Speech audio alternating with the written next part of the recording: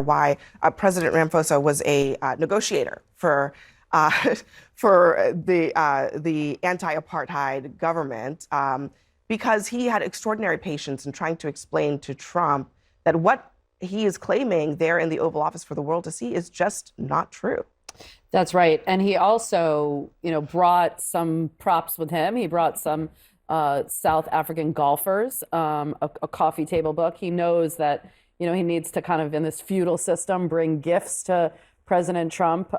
It wasn't enough to stop that ambush, but he tried to, correct the facts, let him know that the majority, and there is a lot of crime in South Africa, the majority is not against whites, it's against blacks. The majority is not against farmers, as you said in the intro.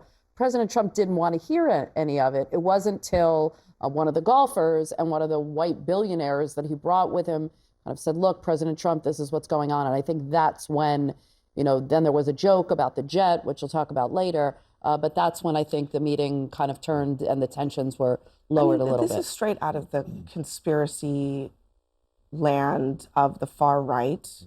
And it is not based in fact. And it's amazing that this has actually become the foreign policy of the United States based on just straight up, I mean, we have the numbers.